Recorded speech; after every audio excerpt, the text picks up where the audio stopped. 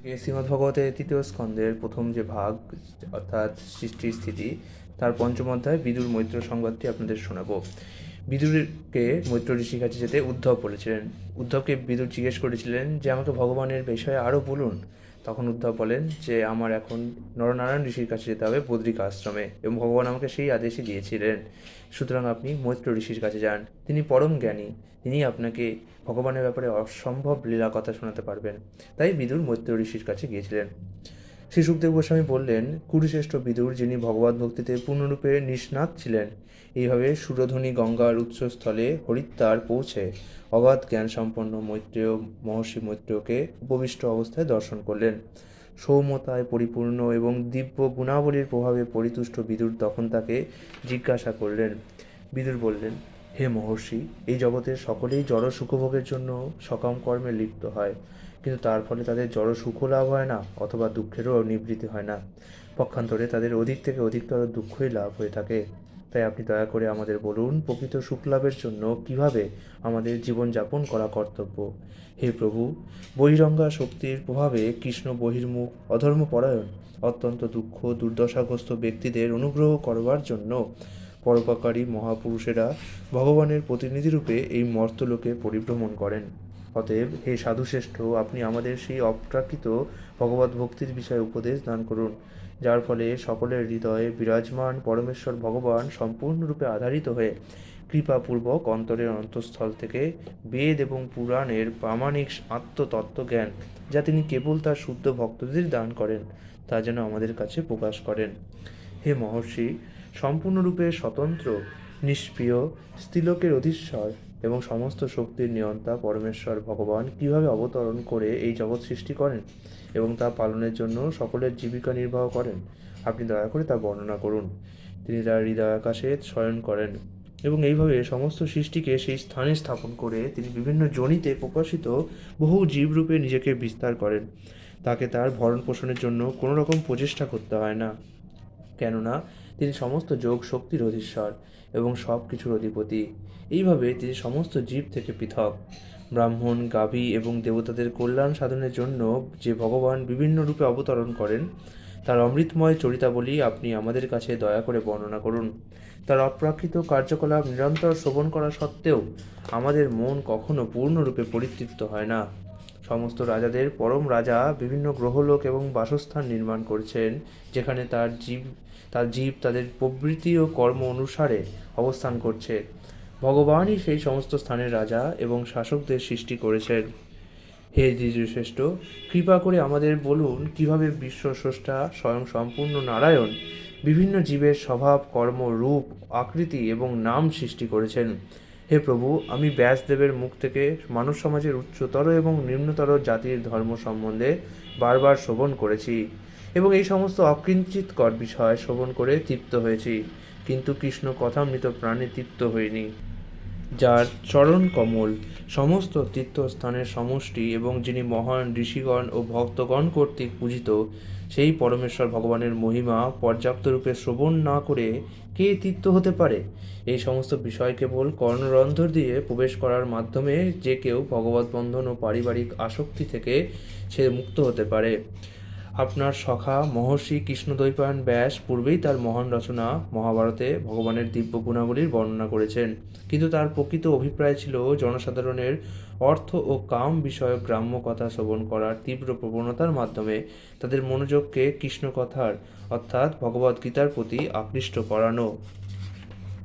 যিনি নিরন্তর কৃষ্ণ কথা শ্রবণ করতে উৎসুক, তিনি অন্য সমস্ত বিষয় থেকে ক্রমশ বিরক্ত হয়ে পড়েন। যে ভক্ত নিরন্তর শ্রীকৃষ্ণের শ্রীপাদপদ্ম স্মরণ করার ফলে দিব্য আনন্দ আস্বাদন করছেন, তার সব রকম দুঃখ কষ্ট অচিরেই পরাভূত হয়। হে মহর্ষি, যে সমস্ত মানুষ তাদের পাপকর্মের ফলে হরিকথায় বিমুখ এবং তার ফলে মহাভারতের তাৎপর্য ভগবদ্গীতা সম্বন্ধে অজ্ঞ, তারা শোচনীয়দেরও শোচনীয়। তাদের জন্য আমিও শোক করি, কেননা আমি দেখেছি কিভাবে তারা দার্শনিক বাক বিতণ্ডতায় জীবনের লক্ষ্য সম্বন্ধে নানা রকম মতবাদ সৃষ্টি করে এবং বিভিন্ন প্রকার অর্থহীন আচার অনুষ্ঠানের অনুশীলন করে শাশ্বত কালের প্রভাবে তাদের আয়ু ক্ষয় করছে। হে আর্তবন্ধু মৈত্রেয়, ভ্রমর যেভাবে ফুল থেকে মধু আহরণ করে, তেমনি আপনিও সমস্ত কথার সারভূত পবিত্র কীর্তি শ্রীহরির কথাই সারা জগতের মঙ্গলের জন্য আমাদের কাছে কীর্তন করুন। এই বিশ্বের উৎপত্তি ও পালনের জন্য শক্তিমান সম্পন্ন হয়েও যিনি অবতরণ করেন, সেই পরম নিয়ন্তা পরম পুরুষ ভগবানের অতি মানবীয় দিব্য লীলাবিলাস সমূহ আপনি দয়া করে বর্ণনা করুন। শ্রী সুখদেব গোস্বামী বললেন। এইভাবে বিদুর কর্তৃক জিজ্ঞাসিত হয়ে মহর্ষি মৈত্রেয় বিদুরকে বহু প্রশংসা করে সমস্ত মানুষের পরম মঙ্গলের জন্য বলতে শুরু করলেন। শ্রী মৈত্রেয় বললেন, হে বিদুর, আপনার জয় হোক।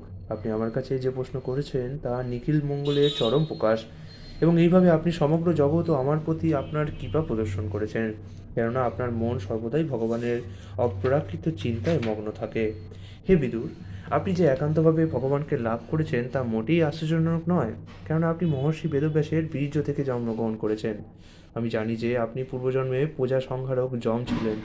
মান্ডব্য মুনির অভিশাপে বিচিত্র বীর্যের ভার্যারূপে গৃহীতা দাসীর গর্ভে সত্যবতীর পুত্র ব্যাসদেবের বীর্যে আপনি জন্মগ্রহণ করেছেন। আপনি পরমেশ্বর ভগবানের নিত্য পার্ষদ, এবং ভগবান তার স্বধামে ফিরে যাওয়ার সময় আপনার জন্য আমার কাছে নির্দেশ রেখে গিয়েছেন। তাই আমি আপনার কাছে ভগবান কিভাবে এই জগতের সৃষ্টি, পালন এবং সংহারের জন্য তার অন্তরঙ্গা শক্তি বিস্তার করে লীলাবিলাস করেন তা একে একে বর্ণনা করব। সমস্ত জীবের প্রভু পরমেশ্বর ভগবান অদ্বয় রূপে সৃষ্টির পূর্বে বিরাজমান ছিলেন। তার ইচ্ছার প্রভাবেই কেবল সৃষ্টি সম্ভব হয়, এবং পুনরায় সব কিছু তার মধ্যে লীন হয়ে যায়। এই পরমাত্মা বিভিন্ন নামে উপলক্ষিত হন। সব কিছুর একচ্ছত্র অধীশ্বর পরমেশ্বর ভগবান ছিলেন একমাত্র দ্রষ্টা। সেই সময় জড়জগৎ ছিল না, এবং তাই তিনি তার অংশ এবং বিভিন্নাংশ ব্যতীত নিজেকে অপূর্ণ বলে অনুভব করেছিলেন। বহিরঙ্গা প্রকৃতি তখন সুপ্ত অবস্থায় ছিল, যদিও তার অন্তরঙ্গা প্রকৃতি তখন প্রকাশিত ছিল। ভগবান হচ্ছেন দ্রষ্টা এবং বহিরঙ্গা শক্তি হচ্ছে দৃশ্য, যা জড় সৃষ্টির কারণ এবং কার্য উভয় রূপে ক্রিয়াশীল হয়।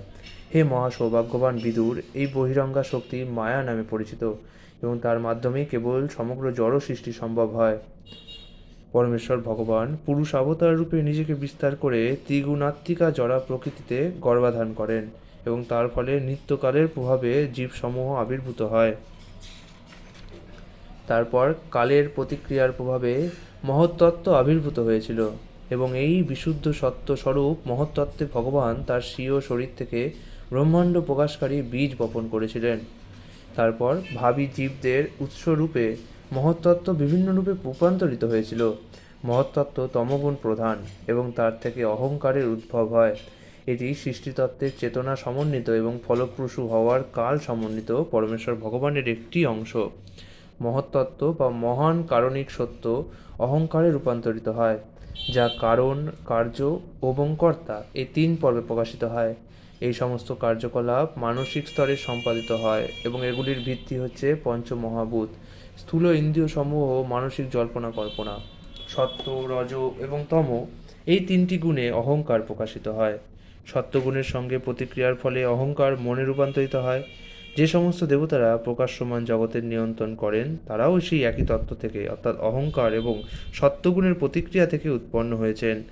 ইন্দ্রিয়গুলি নিশ্চিতভাবে রাজস অহংকার থেকে উদ্ভূত, আর তাই জল্পনা কল্পনা ভিত্তিক দার্শনিক জ্ঞান এবং সকাম কর্ম প্রধানত রজগুণ থেকেই উৎপন্ন হয়। আকাশ শব্দের পরিমাণ এবং শব্দ তামসিক অহংকারের রূপান্তর, অর্থাৎ আকাশ পরমাত্মার প্রতীকাত্মক প্রতিনিধি। তারপর পরমেশ্বর ভগবান আকাশের প্রতি ঈক্ষণ করেন, যা শাশ্বত কাল এবং বহিরঙ্গা শক্তির আংশিক মিশ্রণ, এবং তার ফলে স্পর্শ অনুভূতির বিকাশ হয়, যার থেকে আকাশে বায়ুর উদ্ভব হয়। তারপর অত্যন্ত শক্তিশালী বায়ু আকাশের সঙ্গে বিকারপ্রাপ্ত হয়ে রূপ তন্মাত্র সৃষ্টি করেছে, এবং রূপ তন্মাত্র থেকে ভুবন প্রকাশক জ্যোতি সৃষ্টি হয়েছে। সেই জ্যোতি যখন বায়ুর সঙ্গে মিলিত হয় এবং পরমেশ্বর ভগবানের দৃষ্টির বিষয়ভূত হয়, তখন কাল ও মায়ার অংশযোগে রসতন্মাত্র এবং জলের উৎপত্তি হয়েছিল। তারপর জ্যোতি থেকে উদ্ভূত জল ভগবানের দৃষ্টিগোচর হয়, এবং তাতে কাল ও মায়ার সহযোগে গন্ধ গুণাত্মিকা পৃথিবীর সৃষ্টি হয়েছিল। হে সজ্জন পুরুষ, সমস্ত ভৌতিক উপাদান সমূহ আকাশ থেকে মাটি পর্যন্ত সব কোটি ভৌতিক উপাদানে প্রকাশিত হয় কেবল পরমেশ্বর ভগবানের দৃষ্টিপাত রূপ অন্তিম স্পর্শের ফলে। উল্লিখিত ভৌতিক উপাদানগুলির নিয়ন্ত্রণকারী দেবতারা ভগবান শ্রীবিষ্ণুর শক্তাবিষ্ট কলা, তারা বহিরঙ্গা শক্তির অধীন শাশ্বত কালের প্রভাবে দেহ ধারণ করেন এবং তারা তার বিভিন্ন অংশ। তাদের উপর ব্রহ্মাণ্ডের বিভিন্ন কার্যকলাপের ভার অর্পণ করা হয়েছিল এবং সেগুলি সম্পাদন করতে অক্ষম হয়ে তারা কৃতাঞ্জলি পুটে পরমেশ্বর ভগবানের উদ্দেশ্যে মনোমুগ্ধকর প্রার্থনা নিবেদন করেছিলেন। দেবতারা বললেন, হে ভগবান, আপনার চরণারবিন্দ শরণাগত জীবকুলের কাছে একটি ছত্রের মতো, যা তাদের সংসারের সমস্ত ক্লেশ থেকে রক্ষা করে। সেই আশ্রয়ে আশ্রিত মহর্ষিগণ সমস্ত জড়জাগতিক ক্লেশ দূরে ছুঁড়ে ফেলে দেন। তাই আমরা আপনার সেই পাদপদ্মে আমাদের সশ্রদ্ধ প্রণতি নিবেদন করি। হে পিতা, হে প্রভু, হে পরমেশ্বর ভগবান, এই জড়জগতের জীবেরা কখনো সুখী হতে পারে না, কেননা তারা তিতাব দুঃখের দ্বারা অভিভূত। তাই তারা আপনার জ্ঞানে পরিপূর্ণ সেই পাদপদ্মের ছায়ার আশ্রয় গ্রহণ করে। আমরাও সেই পাদপদ্মের আশ্রয় গ্রহণ করি। ভগবানের সেই পাদপদ্ম সমস্ত তীর্থের আশ্রয় স্বরূপ। নির্মল চিত্র মহর্ষিরা বেদরূপী পাখার দ্বারা বাহিত হয়ে নিরন্তর আপনার মমল রূপ নীরের আশ্রয় অন্বেষণ করেন। তাদের কেউ কেউ পাপ নাশিনী শ্রেষ্ঠা গঙ্গার শরণ গ্রহণ করার মাধ্যমে প্রতি পদে আপনার সেই পাদপদ্মের শরণ গ্রহণ করেন। শ্রদ্ধা ও ভক্তি সহকারে কেবল আপনার সেই পাদপদ্ম সম্বন্ধে শ্রবণ করার ফলে এবং হৃদয়ে তার ধ্যান করার ফলে মানুষ তৎক্ষণাৎ জ্ঞানের আলোকে উদ্ভাসিত হয় এবং বৈরাগ্য বলে শান্ত হয়। তাই আমাদের অবশ্য কর্তব্য হচ্ছে আপনার সেই পাদপদ্মের শরণ গ্রহণ করা। হে ভগবান, জগতের সৃষ্টি, স্থিতি এবং প্রলয়ের জন্য আপনি অবতার গ্রহণ করেন এবং তাই আমরা আপনার সেই পাদপদ্মের শরণ গ্রহণ করি, কেননা তা সর্বদা আপনার ভক্তদের স্মৃতি ও অভয় প্রদান করে। হে প্রভু, আত্মীয় স্বজন সহ তুচ্ছ দেহ গোহাদিত যাদের আমি ও আমার এই অবাঞ্ছিত বাসনা প্রবল, সেই সমস্ত মানুষদের দেহপুত্রে আপনি অন্তর্যামী রূপে অবস্থান করলেও যে পাদপদ্ম তাদের দুষ্প্রাপ্য, আমরা সেই পাদপদ্মকে ভজনা করি। হে পরমেশ্বর ভগবান, যে সমস্ত পাপীদের অন্তর্দৃষ্টি বহিরঙ্গা জড়বাদী কার্যকলাপের ফলে অত্যন্ত দূষিত হয়েছে, তারা আপনার সেই পাদপদ্ম দর্শন করতে পারে না, কিন্তু আপনার লীলার অপ্রাকৃত আনন্দ আস্বাদন করাই যাদের একমাত্র লক্ষ্য, সেই শুদ্ধ ভক্তেরা আপনার সেই পাদপদ্ম দর্শন করেন। হে প্রভু, যারা তাদের ঐকান্তিক মনোভাবের জন্য কেবল আপনার কথামৃত প্রাণে প্রকৃষ্টরূপে বর্ধিত ভক্তির দ্বারা বৈরাগ্যের সারস্বরূপ জ্ঞান লাভ করেন, তারা অচিরেই চিদাকাশে বৈকুণ্ঠ লোক প্রাপ্ত হন। অন্যেরা যারা চিন্ময় আত্ম উপলব্ধির প্রভাবে শান্ত হয়েছেন এবং জ্ঞানের শক্তিশালী প্রভাবের দ্বারা প্রকৃতির গুণ জয় করেছেন, তারাও আপনাতে প্রবেশ করেন, কিন্তু তাদের কেবল অত্যন্ত ক্লেশই লাভ হয়। অথচ ভক্তেরা কেবল ভগবত ভক্তি সম্পাদন করেন এবং তাদের এই প্রকার কোনো কষ্ট সহ্য করতে হয় না। হে আদি পুরুষ, তাই আমরা কেবল আপনারই, যদিও আমরা আপনার সৃষ্টি, আমরা প্রকৃতির তিন গুণের প্রভাবে একে একে জন্মগ্রহণ করেছি এবং এই কারণে আমাদের কার্যকলাপ পরস্পরের থেকে ভিন্ন। তাই সৃষ্টির পর আপনাকে দিব্য আনন্দ প্রদান করার জন্য আমরা ঐক্যবদ্ধভাবে কার্য করতে পারিনি। হে অজ, কৃপা করে আপনি আমাদের সেই মার্গ ও সাধন সম্বন্ধে জ্ঞান দান করুন, যা অনুসরণ করার ফলে আমরা আপনার উপভোগের জন্য সমস্ত অন্ন এবং সামগ্রী অর্পণ করতে পারি, যার ফলে আমরা এই জগতের অন্য সমস্ত প্রাণীরা নির্বিঘ্নে জীবনযাপন করতে পারি এবং আপনার জন্য ও আমাদের নিজেদের জন্য জীবনের সমস্ত আবশ্যকতাগুলি অনায়াসে সংগ্রহ করতে পারি। আপনি সমস্ত দেবতাদের এবং বিভিন্ন শ্রেণীবিভাগের আদি অধিষ্ঠাতা। আপনি পুরাণ পুরুষ এবং অপরিবর্তনীয়। হে ভগবান, আপনার কোনো উৎস নেই এবং আপনার থেকে বরিষ্ঠ কেউ নেই। প্রকৃত জন্মরহিত আপনি আদ্যাশক্তির মায়াতে মহত্তত্ত্বরূপ বীর্য আধান করছেন। হে পরমাত্মা, সৃষ্টির আদিতে মহত্তত্ত্ব থেকে যে কার্যের জন্য আমরা উদ্ভূত হয়েছি, দয়া করে আপনি আমাদের নির্দেশ দিন কীভাবে আমরা আপনার আজ্ঞা পালন করব।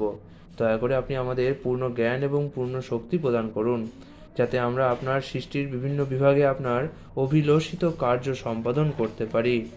ইতি শ্রীমদ্ভাগবতের 3য় স্কন্ধের বিদুর মৈত্র সংবাদের ভক্তিবেদান্ত অনুবাদ সম্পূর্ণ হলো। আগামীকাল 6ষ্ঠ অধ্যায় বিশ্বরূপের সৃষ্টি আমরা পড়ব। হরে কৃষ্ণ।